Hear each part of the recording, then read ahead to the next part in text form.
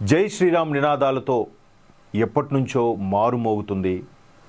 అది నిజంగా ఒక సంవత్సరం కిందట కలల సాకారం జరిగింది. అంటే నిజంగా ఇక్కడ ఒక స్టేట్మెంట్ మనం చూడొచ్చు. శతాబ్దాల గాయాలు మానుతున్నాయి అంటే తగ్గుతూ వస్తున్నాయి. శతాబ్దాల గాయాలు అంటే వందల సంవత్సరాల నుంచి ఊపిరి పిడికిలు బిగించుకున్నట్టుగా ఉద్వేగభరితమైన సన్నివేశం ఒక్కసారిగా ఆ కేసు గెలవడం, సుప్రీంకోర్టు వరకు వెళ్ళి కొన్ని సంవత్సరాల పాటు సుదీర్ఘ ప్రయత్నం తరువాత ఎన్నో ఆటుపోట్లు, మరెన్నో విమర్శలు, ఇది లౌకికము కాదు అని చెప్పి బురద జల్లే ప్రయత్నం, ఇది వాళ్ళది కాదు మాది అని చెప్పే ప్రయత్నం, ఇలాగ రకరకాలుగా ఎంతోమంది అసూలు బాశారు. మరికొంతమంది జైలు పాలయ్యారు, ఇంకొంతమంది ప్రాణాలే అర్పించారు. అయినప్పటికీ పట్టు వదలని విక్రమార్కుల్లాగా కొంతమంది యోధులు నిజంగా వీరమరణం పొందారు. వాళ్ళందరి కలల సాకారం. ఎంతోమంది గాయాలను మనసు అంటే బయటికి కనబడిపోయిన గాయాలన్నీ కూడా గుండెల్లో అదిమి పట్టుకున్నారు. ఒక్కసారిగా ఆ గాయాలన్నీ మానుతూ వస్తున్నాయి అనేది ప్రధానమంత్రి నరేంద్ర మోదీ గారి యొక్క ఇవాల్టి ఉపన్యాసం గురించి చూస్తే, సత్యమేవ జయతే, అంతా రామమయం. ఈ ఒక్క స్టేట్మెంటు సరిపోతుందనుకుంటా అందరికీ అర్థమవడానికి. అయోధ్య రామాలయంపై ధ్వజారోహణలో ప్రధానమంత్రి మోదీ, అధికారికంగా పూర్తయిన పనులు భక్తులతో కలకల. ఒక్కసారి ప్రధానమంత్రి మోదీ గారు ఉపన్యాసం కానీ చూస్తే నిజంగా అందరికీ గూస్ బంప్స్ వస్తాయి. అంటే వెంట్రుకలు నెక్కపొడుచుకుంటాయి అని చెప్పొచ్చు, అచ్చ తెలుగులో చెప్పాలంటే. శతాబ్దాలుగా కలిగిన గాయాలు, నొప్పులు ఇప్పుడు తీరాయని, 500 ఏళ్ల క్రితము నాటి సంకల్పం పూర్తి స్థాయిలో సాకారమైందని ప్రధానమంత్రి మోదీ పేర్కొన్నారు. యూపీలోని అయోధ్యలో భారీ స్థాయిలో నిర్మించిన రామాలయం పనులు అన్ని విధాలా పూర్తయినట్లు ప్రకటించే ధ్వజారోహణ కార్యక్రమంలో మంగళవారం ఆయన పాల్గొన్నారు. 22 అడుగుల పొడవు, 11 అడుగుల వెడల్పుతో నాణ్యమైన వస్త్రంతో తయారైన పథకాన్ని 161 అడుగుల ఆలయ శిఖరంపై ఎగురవేశారు. నిజంగా యావత్ భారత జాతి తలెత్తుకుని తిరిగే సన్నివేశం అని చెప్పాలి. సుమారుగా ఆ కార్యక్రమానికి ప్రారంభించినప్పటి నుంచి ఆ ధ్వజారోహణం ఏదైతే జెండా రెపరెపలాడుతూ వెళ్తూ వచ్చిందో, ఒక్కసారిగా ఆ అయోధ్య రామమందిరం పైన సగర్వంగా ఎగురుతూ కనబడిందో, ఆ 4 నిమిషాల పాటు ప్రయాణం కూడా చాలామంది ఉద్వేగభరితమయ్యారు. ఎందుకంటే దాంట్లో ఉండే సాధక బాధలు, ఆ పెయిన్స్ అవన్నీ కళ్ళారా చూసిన వాళ్ళైతే ఎందుకు అది చూస్తుంటే ఎమోషనల్ అయిపోయారు.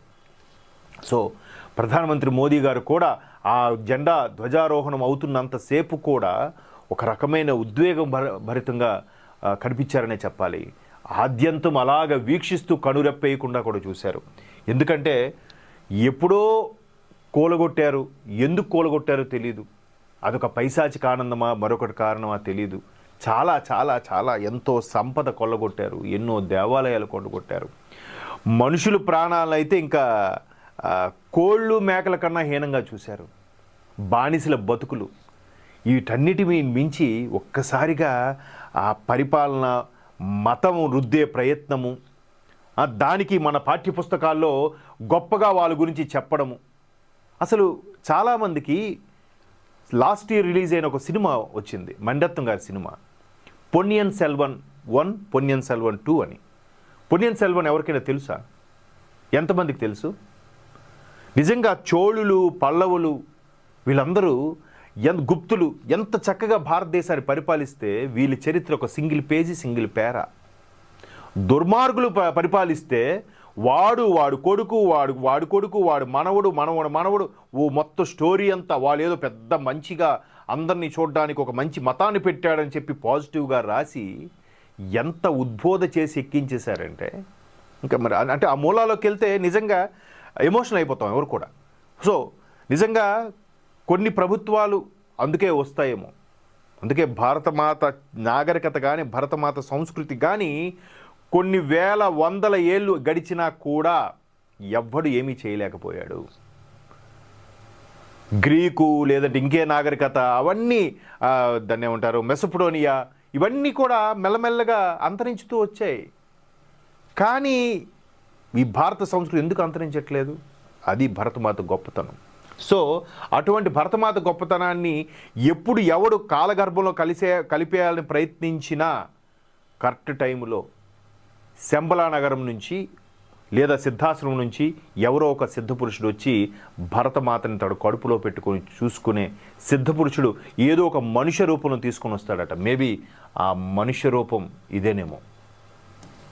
సో ఒక్కసారిగా శతాబ్దాల గాయాలు మానుతూ ఉన్నాయని చెప్పి 161 అడుగుల ఎత్తున్న ఆలయ శిఖరంపై, అంటే పూర్తి స్థాయిలో మేము లాస్ట్ టైం కుంభమేళా టైంలో అయోధ్యను సందర్శించినప్పుడు ఇంకా పనులు కొన్ని జరుగుతూనే ఉన్నాయి.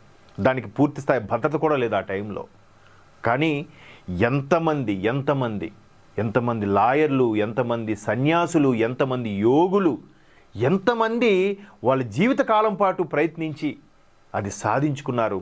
ఆ సాధించుకున్నారని ఒకసారి ఏదైతే అయోధ్య రామ మందిర నిర్మాణానికి సంబంధించి ఆయన రకరకాల కేసులు, చాలా రకమైన ఇబ్బందులు ఎదుర్కొన్నారో, మరలా ఇక్కడ మందిరం నిర్మితమైతేనే వస్తానని ఛాలెంజ్ చేశారు. మరలా ఆ పునాది రాయి కోసం వెళ్ళి అయోధ్య నగరంలో అడుగుపెట్టారు. అది కూడా పూర్తి స్థాయిలో ప్రతి సగటు భారతీయుడి యొక్క రక్తము బొట్టు అని చెప్పాలి. ఆలయం ప్రతి నిర్మాణంలో అణువు కూడా, అంటే దానికి వచ్చిన నిధులు కూడా వరదలా వచ్చేసాయి. ఇదంతా రాముడి యొక్క దయ, ప్రభుత్వం యొక్క సంకల్పం కూడా చెప్పాలి. సో ఒక్కసారిగా ఈ కార్యక్రమంలో ప్రధాని మోదీ గారు శతాబ్దాలు గాయాలు మానుతున్నాయని ఉద్వేగభరితమైన ప్రసంగం. నిజంగా ఆ ప్రాంగణంలో ఉండేవాళ్ళు, టీవీల ముందు కూర్చునే అశేష భారతీయులందరూ కూడా దాన్ని చూసి ఒకసారి ఉద్వేగభరితమయ్యారు. అయితే ఇక్కడ మొత్తం జై శ్రీరామ్ నినాదాలతో మారుమోగిపోయింది. ఇందులో ఒక ప్రత్యేకమైన అంశం ఏంటంటే, ప్రధానమంత్రి మోదీతో పాటు శ్రీమాన్ భాగవత్ గారు కూడా ఈ కార్యక్రమంలో పాల్గొని ఆ జెండా ధ్వజారోహణ కార్యక్రమానికి ఇద్దరు కలిసే ఓపెన్ చేశారు. అంటే ఇది దీని వెనక ఉన్న కళ సాకారం చేయడానికి ఎవరెవరైతే నేను సైతం అని చెప్పి నూలుపోగు కూడా సమర్పించారో వాళ్ళందరినీ దృష్టిలో పెట్టుకొని ప్రభుత్వం కలుపుకుంటూ వెళ్తుంది.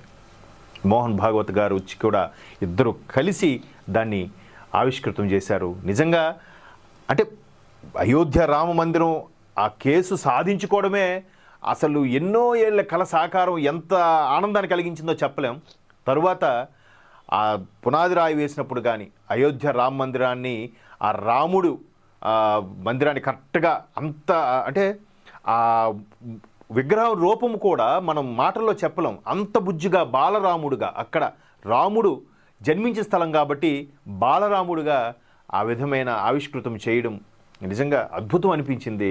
ఒక్కసారిగా చెక్కినప్పటికీ దాన్ని పూర్తిగా ఆవాహయం చేసిన తర్వాత వచ్చిన రూపానికి వచ్చే కళకి ఇంకా మాటల్లో చెప్పలేం.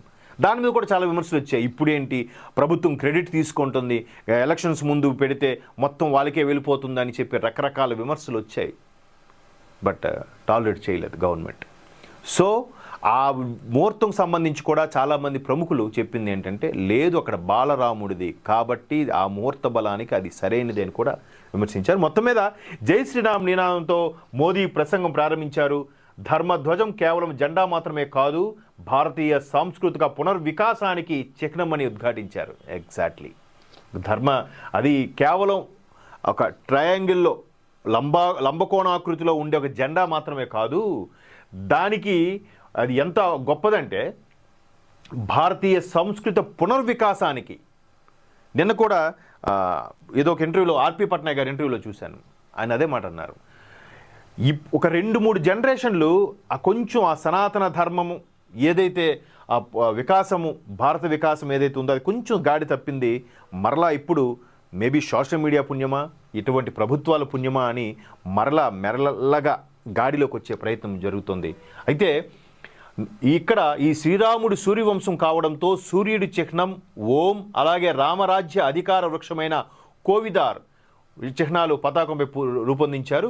బంగారు దారంతో చేతితో వీటిని ఎంబ్రాయిడరీ చేశారు. ఇది లంబకోణ త్రిభుజాకృతిలో ఉంది. జై శ్రీరామ్ నినాదంతో మోదీ ప్రసంగం ఈ విషయంగా ప్రారంభించారు. సో 161 అడుగుల ఎత్తున్న ఈ మొత్తం ఈ ఏదైతే గర్భగుడి గోపురం ఉందో దానిపైన ఒక్కసారిగా ధ్వజారోహణ జరగడం చాలా అద్భుతంగా అనిపించింది.